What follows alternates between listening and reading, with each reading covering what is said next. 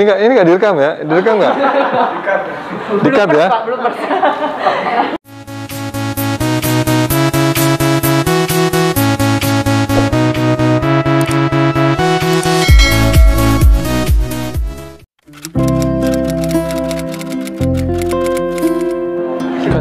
Ganti kelewat.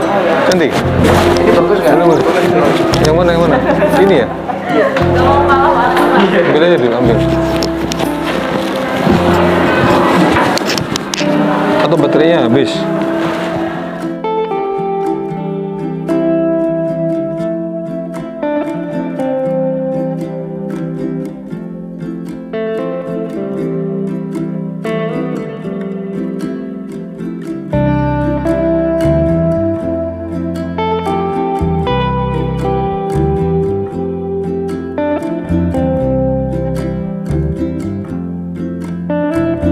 Standby. Oke. 3, 2. Terima kasih pemirsa sudah masih bersama kami dalam program Lodeng. Pada saat ini tentu kami dari DPRD sangat berkepentingan untuk bagaimana adanya satu literasi politik terhadap adik-adik kita ini agar mereka itu juga pertama adalah aware ya terhadap politik ini, bahwa politik ini mungkin ada orang yang ada bilang politik ini menjengkelkan, ada politik ini bla bla bla dan sebagainya, tapi kalau kita misalnya tidak masuk ke dalam itu, maka kita akan hanya menjadi penonton di situ. Oleh karena itu, yang saya lakukan pada saat dulu mungkin masih muda-muda seperti Mbak Ica ini, tahun 98 saya adalah mantan aktivis di Undip. Waktu itu sama Mbak, saya juga Dewan Perwakilan Mahasiswa waktu itu. Jadi kalau kita tidak masuk ke dalam politik di situ ya kita tidak tahu bagaimana di dalamnya seperti apa. Jadi kita berharap tentu adanya dialog-dialog semacam ini, baik itu di televisi maupun juga sekarang apalagi ada media sosial ya. Narasi-narasi politik untuk milenial ini harus kita bangun. Karena memang beberapa survei memang mengatakan kepedulian terutama generasi Z sama generasi milenial ini ya kisarannya kepedulian terhadap politik mungkin di angka 70-80%. Jadi mungkin perdebatan masih ya, karena tiap lembaga survei pasti berbeda-beda hasilnya. Tapi artinya angka itu sebenarnya tidak terlalu jelek menurut saya. Tapi mungkin perlu ke depan ini harus dijaga dan ditingkatkan agar adik-adik kita ini tetap care terhadap itu dan terus berinteraksi dengan kami-kami yang ada di parlemen.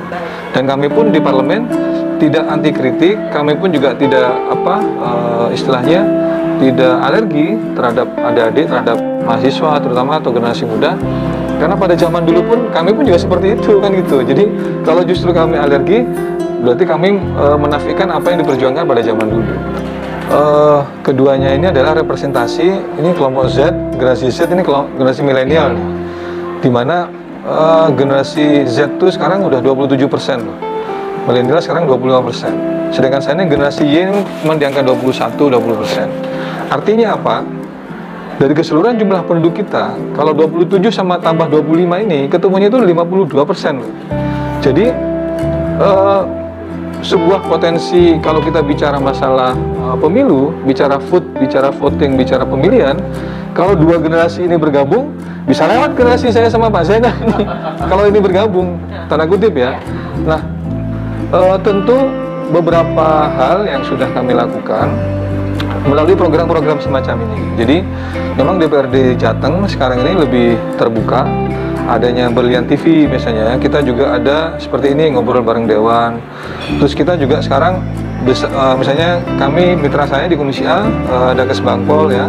Kita sekarang juga selain bicara literasi media, kita juga bicara literasi terkait dengan kebangsaan dan nilai-nilai Pancasila. Karena memang perlu kita akui bahwa sejak reformasi ke sini, pelajaran Pancasila kalau zaman saya dulu PMP ya Pak Zainal ya, mungkin sempat ganti PPKN, sempat ganti apa lagi, itu kan bagaimana nilai-nilai itu sekarang juga harus ditumbuhkan. Karena selain juga potensi bonus demografi, tapi juga ada satu ancaman menurut saya, yaitu terkait dengan nilai-nilai kebangsaan kita itu. Sehingga DPRD Jawa Tengah bukan hanya Komisi A, 120 anggota Dewan Jawa Tengah itu itu secara berkala juga melakukan literasi, baik itu bagi anak muda, pesantren dan sebagainya, terkait juga bagaimana membudayakan atau membumikan nilai-nilai Pancasila ini. Jadi kalaupun kita bicara masalah politisi, tentu politisinya itu adalah politisi yang juga tercermin dari tindakan terkait dengan nilai-nilai Pancasila itu. Nah, kita juga ada wakil dewan misalnya. Terus sekarang ini kan juga ada magang ya mahasiswa ya. Sekarang mahasiswa juga banyak. Sekarang kami di Komisi A. Saya punya pengalaman lucu. Saya baru dari Jogja karena ada pembahasan badan riset daerah itu. Biasa kalau malam kan kita makan, saya kan sukanya kan bakmi godok gitu ya. Saya kuliner. Ternyata begitu makan ada mbak-mbak nyapa, Pak Soleh ya katanya gitu. Saya agak lupa mbak siapa ya.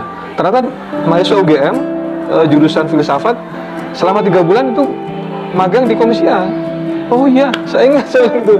Iya Pak, saya udah selesai, makasih ya. Artinya apa? Anak-anak muda itu selama kami persidangan ya dia ngikutin. Selama kami menyusun anggaran, terus kami dengar pendapat dengan eksekutif, ternyata mereka mengikuti. Caranya mereka mengikuti gimana? Kita ketemu di tempat lain pun ternyata dia tidak asing dengan kita. Berarti kan dia dengan wajahnya aja care, apalagi dengan ini kan. Oh, artinya program-program semacam ini, magang ataupun juga apa, sekarang ada parlemen remaja, penting menurut saya untuk menumbuhkan bahwa tidak semua yang dikerjakan DPR itu negatif, tapi tidak semua juga positif. Begitu masuk misalnya orang magang 3 bulan, akhirnya jadi tahu, oh yang dibahas di dalam itu ternyata bukan bicara tadi bahasanya teman-teman tuh hanya pribadi, bicara dulu, oh enggak, di dalam itu kita bicaranya, kalau lihat percakapan di dalam itu ngeri Mbak Devi. Cuman kan tidak harus kita ekspos keluar begitu-begitu ya, karena itu ranah rumah tangga kita. Tapi artinya nilai-nilai yang positif ini kan sudah lama-lama kan Mbak Ica tahu, misalnya Pak Oki tahu. Jadi penting menurut saya itu terus kita lakukan. Yang dilakukan oleh termasuk humas dari DPRD Jateng ini juga penting menurut saya untuk menumbuhkan nilai-nilai positif di masyarakat bahwa DPR itu tidak sejelek opini yang berkembang itu. Kira-kira gitu Mbak. Ya. Gue jalan. Pekalongan ini udah di WA ini. Iya lah, langsung lewat tol nih. Ya. Oke. 3, 2. Ya. Adik-adik sekalian, teman-teman dari generasi milenial, generasi Z, ayo gunakan sosial media ini dengan bijak, karena jarimu itu adalah harimaumu. Perbanyak literasi, perbanyak membaca, jangan ada informasi langsung share, jangan langsung dikirimkan ke grup WA dan sebagainya, atau gampang reaksi terhadap satu berita tertentu yang itu perlu kita cek kebenarannya. Tolong lihat dulu judulnya seperti apa. Kalau judulnya terlalu sensasional, biasanya itu ada sesuatu. Atau gambarnya kadang sensasional, itu juga pasti ada sesuatu. Dicek dulu kebenarannya. Kita bisa cek melalui Google informasi-informasi tertentu, apakah ini domainnya atau portalnya benar atau tidak.